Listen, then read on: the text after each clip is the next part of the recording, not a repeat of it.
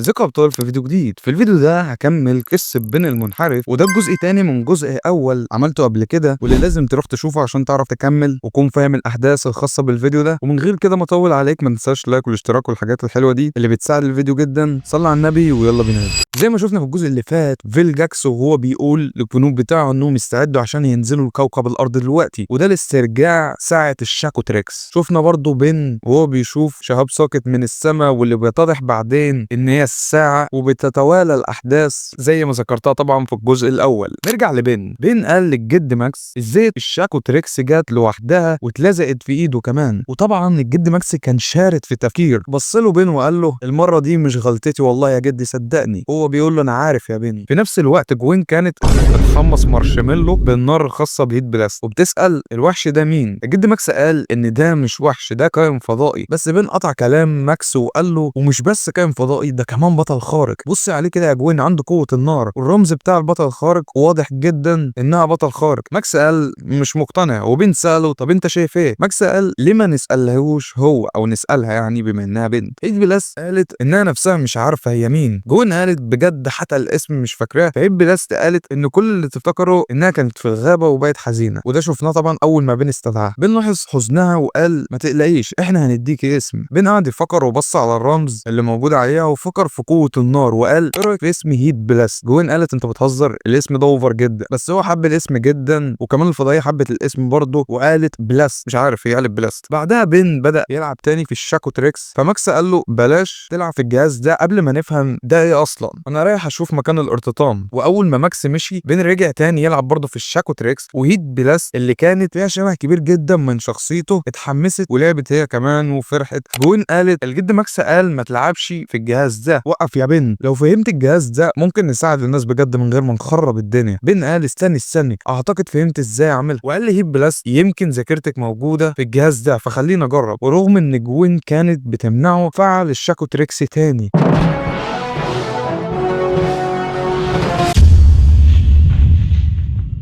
وبعدها بين بيبص حواليه، هيت بلاست بتكون اختفت وظهر مكانها كائن فضائي جديد. جوين قالت ده مين بقى، ولاحظت ان الكائن الجديد مش شايف وريحته كمان غريبه. بين قال استني ما تتكلميش كده، وسأل كائن تعرف هيت بلاست راحت فين، هل رجعت كوكبها. بس كائن ما ردش. فجأة حس بحاجه وبدأ يجري. بين جري وراه، وجوين كانت بتناديه ارجع يا بين، لكن بين دخل جوه الغابه. وفجأة في حاجه تستهدف بين، ودي كانت طياره تجسس من الفضائي فيلجاكس عشان يدور طبعا على الشاكوتريكس قبل ما تهاجم بين.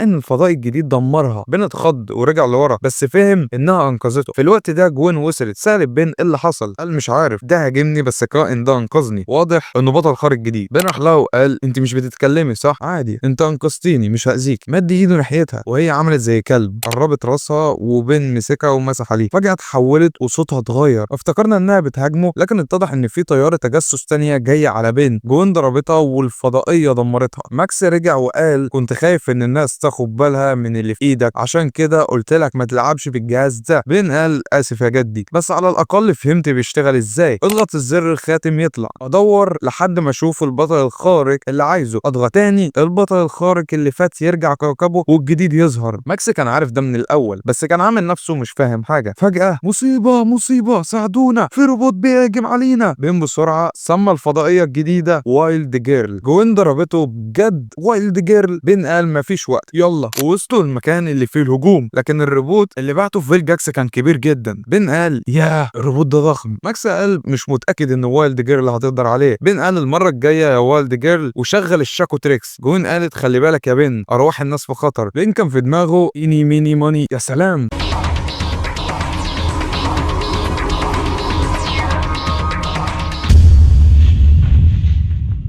وبيظهر دايموند هيد. جوين سالت القوه بتاعته ايه، قال مش عارف بس شكله جامد او شكلها. ماكس وجوين راحوا يساعدوا الناس. الروبوت مسك سائح، بس بين وقف قدامه وحس ان الروبوت لاحظ رمز الشاكوتريكس وهاجم بين. في اخر لحظه دايموند هيد انقذته، ولو ما كانش ده حصل كان زمان بين ودع الملاعب. لكن الروبوت رجع يهجم تاني. دايموند هيد شالت بين وحطته في مكان امن، وبعدين شافت ان جوين في خطر، فعملت درع وحمت بيه جوين وكمان بين برضه. جوين قالت انت كويس. بين قال لها ايوه الروبوت مسك دايموند هيد وهاجمها، فقال تجري اخرجوا من هنا، وبوم بضربه ناريه دايموند هيد دمرت الروبوت. اليوم اللي بعده بين اختفى. جوين قالت فين بين؟ ما شفتوش من بعد الفطار. وفجاه بين ظهر راكب على كائن فضائي جديد كان سريع جدا. بين قال ده احسن تجربه ليا. الكائن سال رايحين فين؟ بين قال لها مدرستي، قبل ما تبدا الاجازه لازم اظبط شويه حاجات، وراح ماشي. دلوقتي قدام كانت الساعه 1:30 بالليل. كل الناس كانوا نايمين، بس بين ما كانش قادر ينام من كتر الحماس. ساعات يبص على الشاكو تريكس اللي في ايده، وساعات يبص على الاكسلريت. وبعدين الصبح عشان بين كان صاحي متاخر بالليل ما عرفش يصحى الصبح، كان وقت انهم يسيبوا المعسكر اللي كانوا مخيمين فيه. بس بين بيقول 5 دقايق كمان يا جدي. حتى الاكسلريت كانت جاهزه بحماس. لبست قميص ماكس، ولما ماكس سال ليه لابساه قالت انها كانت بتشعر بالبرد بالليل عشان كده لبسته. بعدها ماكس سال بين انت متاكد انك مش هترجع بالاكسلريت للساعه تاني؟ بين وضح له ان الفضائيين دول ما بيطلعوش من الساعه، هم بيجوا بحاجه زي تليبورت او تنقل من كوكبهم. ماكس كان متلخبط جدا، بس ساعتها جوين قالت له النظريه دي مش بتفسر فقدان الذاكره عند الفضائيين على طول. بين بدا يشرح لجوين بكل ثقه الموضوع بسيط، الفضائيين دول ابطال خارقين على كوكبهم، وانا بستدعيهم بالساعه دي بس عشان يحافظوا على هويتهم السريه، مش بيبقوا فاكرين هم مين. بعد ما خلص كلامه جوين قالت له ان الكلام ده مش منطقي خالص، وانا اتفق معاه. بين رد عليها ان دي اكتر نظريه منطقيه، لان الجد ماكس قال انهم فضائيين، بس ماكس كان مش فاهم حاجه وفي نفس الوقت كان محرج علشان في شبابه ما كانش المفروض الاطفال يعرفوا ان الجد ماكس هو صاحب فكره الشاكو تريكس دي اصلا. طبعا شرحت ده في الجزء الاول. بعدين بين اتحمس وقال انه مستني يواجه اول شرير ليه، وحتى قعد يبالغ وبتخيل اسماء الاشرار، لدرجه انه قال المهرج الشرير زومبوزو، والمتشاكل مالور، والحبار العملاق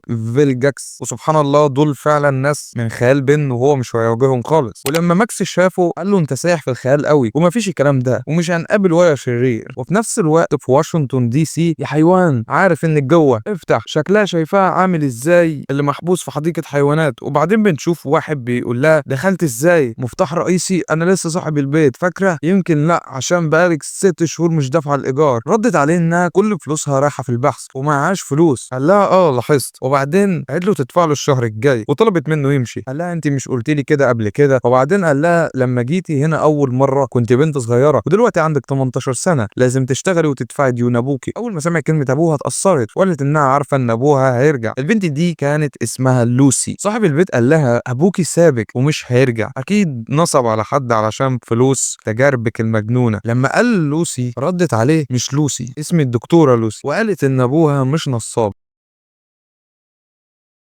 وسابت ضفدعها على الارض ولبست حاجه زي الخوذه. ابوها كان عبقري محدش فاهمه. العلماء رفضوه لانهم عارفين انه احسن منهم، وهي هتثبت ده. وقالت ان الخوذه دي اسمها ترانزوموديليتور، حاجه زي كده، اختراع ابوها اللي اتساب من غير ما يكمله وهي كملته. طب بتعمل ايه؟ قالت بتخلق وتسرع طفرات على المستوى الجيني. ولما حاولت توريها له صاحب البيت اتخض. قالت له انها مش هتقتله وهتسيبه يعيش عشان شفقته انهم اسكنوها هي وابوها. وقالت هدفها الحقيقي كل العلماء اللي رفضوا ابوها هي يعني الدكتوره لوسي جاينت انيمو هتاخد منهم اللي هي وابوها يستحقوه. في الاخير طلعت بنت الدكتور انيمو. في الوقت ده المشهد بيرجع لبين. بين بيقول لهيب بلاس ما تولعش فيهم. ردت هيب بلاس انها مش عايزه تولع فيهم، هي نفسها مولعه اصلا. بين فكر في حاجه واستعان بشويه ناس قبل كده كان بيظن ان انقاذ الناس ممتع. الناس بدات تشكر في الهيب بلاس، فبين قال اسمها هيب بلاس وهي بطله خارقه. هيب بلاس فرحت بكلام والناس طبعا كانت بامان وشكروه. بعدها بين نادى على هيب بلاس وقال لها كلام اللي عملوه. بدات تقول من النهارده مفيش داعي للخوف. لا انا عارفه كلكم عايزين تشكروني شخصيه، بس بين ايه ده؟ كانت ماسكه كارت سوبر سلايمر ذهبي، ولما الكارت اتحرق الولد حرفيا فضل يعيط. هيب بلاست قالت له اسفه. جوين دخلت بجردل العصير وقالت ان النار دي كانت مجرد تشتيت، في سرقه بتحصل ورا ولازم يمسكوا الاشرار. بس بين ما سمعش كلامها ولا هيب بلاست. هيب بلاست فضلت تهدي بين، وبين بيقول كلام فاضي ده اعز اصحابي وانا العقل المدمر. جوين صرخت فيه انت عمرك ما بتديني فرصه استمتع. وبعدين بيل قال لهيب بلاست يمشوا وقال للولد انه هرجع له كارت. جوين رشت عليهم طفايه حريق تاني، ومن تاني يوم راحوا المول. وبين جات له فكره يستخدموا الشاكو تريكس. بين استدعى جراي ماتر جيرل، سالته عايز مني ايه؟ قال لها مهمتي عايزك تدوري على حاجه قيمه في كل الصناديق دي. اتعصبت وقالت ورقه بجد؟ بين بدا يترجاها عشان انها صغيره ويسهل تدخل كل صندوق وتلاقي كارت. صرخت فيه وبين صرخ فيها واتخانقوا. فجاه بين بص ولقى وقت الشاكو تريكس خلص. جراي ماتر جيرل قالت له لو ما كنتش استدعيتني علشان الكروت دي كان شريك تاني دلوقتي مفيد جدا. قال لها لو قلت حاجه هحبسك هنا. جري ماتر ركبت على موتوسيكل فوق بن، وهنا بن خطرت له فكره، صح حتى هامستر عملاق مش هيغلب بن تنس. وبعدين دكتوره لوسي وحيواناتها طردوا صاحب المحل. بن افتكر ان صاحب المحل هيشكره لانقاذ المحل، بدأ يهري انقذنا محلك ومش عايز منك حاجه، بس لو عايز تديني حاجه كارت السوبر سلامر الذهبي هيكون. الراجل صدمه وقال له انت والوحوش دمرتوا المحل، اطلعوا بره. بن اتضايق ومشي، لكن جري مات الجيرل قالت انها عايزه الكترونيك شيردر. بن قال انه مش حرامي عشان يسرق خلاط، لكن جري ماتر وريته كارت الذهبي، وبعدين بن سرق الخراط وجري. ولما وصلوا مكان شبه المتحف كده كانوا هناك، ودكتوره لوسي او دكتوره انيمو كانت موجوده، انقذت ماموس وهربت. وهي راجعه بن رجع جري ماتر للساعه يعني يقدر يستدعي الفضائيين. جوين قالت له استدعي بطل خارج بسرعه، وماكس وجوين راحوا يوقفوا انيمو. وايه اللي هيحصل لما يروحوا عشان يوقفوا انيمو او الدكتور انيمو ده اللي هنشوفه في الفيديو الجاي، واللي هيكون الجزء الثالث. ما تنساش لو عايز نتكلم عن اي فكره اكتب لي تحت في الكومنتات، لاني بقرا جميع كومنتات زي كومنتات برضو فيديو الجزء الاول لما قريتها. اي نعم 90% منها كانت خلصت الافكار، ما عادش في افكار مش عارف ايه، بس انا اصلا عامل الكوميكس ده عشان فكرته جميله جدا. تخيل بن يقدر يستدعي الفضائيين بدل ما يتحول ليهم. انا منحرف شويه، وده اصلا اللي خلاني يجي لي الاسم ده واسمي السلسله بين المنحرف. بس الكومنتات دي يعني بتضحكني بصراحه، يعني ان هي خلصت الافكار فرد عليهم، لا في افكار فان. فاكتب اي كومنت ما عدا بتاع خلصت الافكار ده، مش عايزين نضحك وبس. اشوفك الفيديو الجاي ان شاء الله.